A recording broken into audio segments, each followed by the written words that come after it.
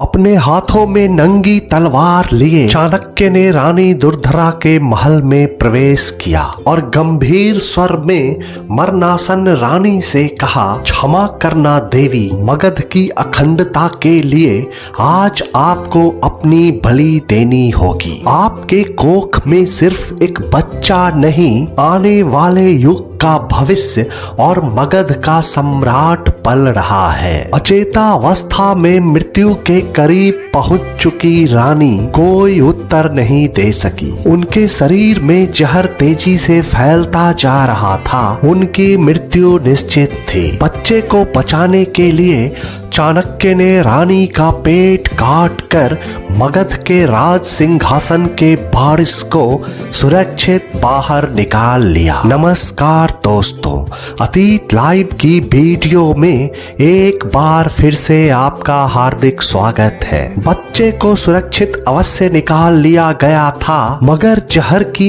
एक बूंद से शिशु के माथे पर एक नीले रंग की बिंदु का निशान बन गया, जिसके कारण उसका नाम बिंदुसार पड़ा। इतिहास में बिंदुसार को अमित्र घात के नाम से भी जाना गया है, जिसका अर्थ शत्रुओं का विनाश करने वाला होता है। उन्होंने मौर्य साम्राज्य को अछून्न बनाए रखा और दक्षिण भारत की ओर सीमा विस्तार किया। यही बिंदुसार महान सम्राट अशोक के पिता थे। चाणक्य चंद्रगुप्त मौर्य के भोजन में नियमित रूप से थोड़ी थोड़ी मात्रा में जहर मिलाते रहते थे, ताकि राजा के शरीर में जहर की प्रतिरोधक क्षमता विकसित हो सके और जहर से उनकी हत्या न की जा सके। और एक दिन अनजाने में रानी दुर्धरा ने चंद्रगुप्त की थाल से उनका जूठा भोजन खा लिया। उस समय वह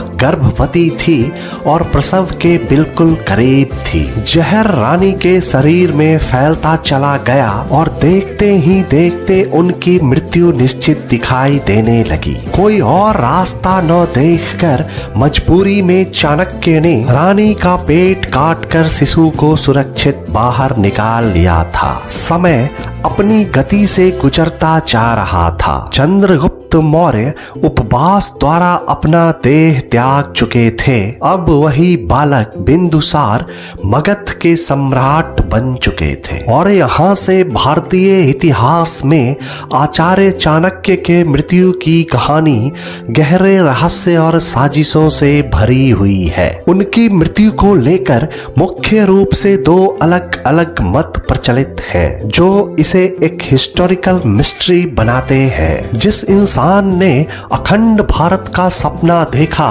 और उसे सच कर दिखाया, जिसने शून्य से उठाकर एक चरवाहे को चक्रवर्ती सम्राट बना दिया, उस महान राजनीतिज्ञ आचार्य चाणक्य का अंत कैसे हुआ? क्या उनकी मृत्यु एक सोची समझी साजिश थी या उन्होंने खुद मौत को गले लगाया? चंद्रगुप्त की तरह बिंदुसार भी चाणक्य का बहुत सम्मान करते थे। बिंदुसार के दरबार में सुबंधु नामक एक मंत्री रहता था, जो चाणक्य की बढ़ती लोकप्रियता और सम्राट पर उसके प्रभाव से बहुत जलता था। चाणक्य को हमेशा ही अपने रास्ते से हटाना चाहता था। सुबंधु ने चाणक्य को बदनाम करने के लिए एक साजिश रची। उसने सम्राट बिंदुसार के कान भरने शुरू कर दिए। सुबंधु ने सम्राट से कहा, आपको लगता है कि चाणक्य आपके शुभ चिंतक हैं, लेकिन सच तो यह है कि उन्होंने ही आपकी माता रानी दुर्धरा की हत्या की थी। जब बिंदुसार ने सुना कि उनकी माता की मृत्यु का कारण चाणक्य थे, तो वो गहरे सदमे और क्रोध में आ गए। उन्होंने बिना सच जाने चाणक्य से नफरत करना शुरू कर दिया। इस अपमान से आहत चाणक्य ने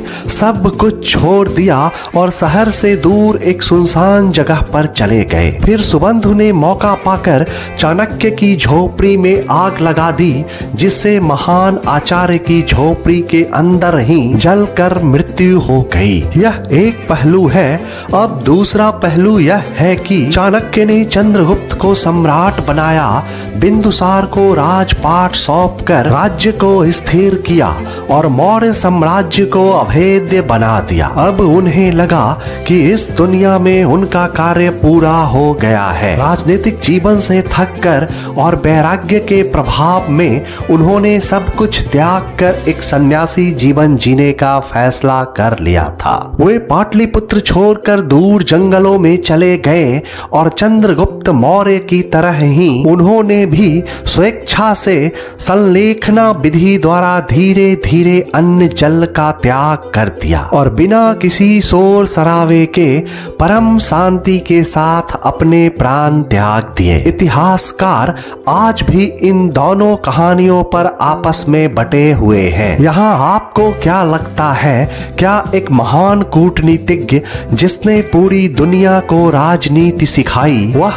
किसी सस्ती साजिश का शिकार हो सकता था, या उसने खुद अपनी मर्जी से अपने जीवन का अंत किया? वहीं मगध अब अपने समय के संसार के सबसे ताकतवर सम्राट अशोका के सर्वोत्कृष्ट युद्ध नीति और धम्म नीति का साक्षी बनने जा रहा था। अगर आप भारतीय इतिहास की वीडियो पसंद करते हैं तो लिंक डिस्क्रिप्शन में है। वीडियो पसंद आया हो तो लाइक करें, चैनल को सब्सक्राइब करें। मिलते हैं एक नई कहानी के साथ एक नए शानदार वीडियो में।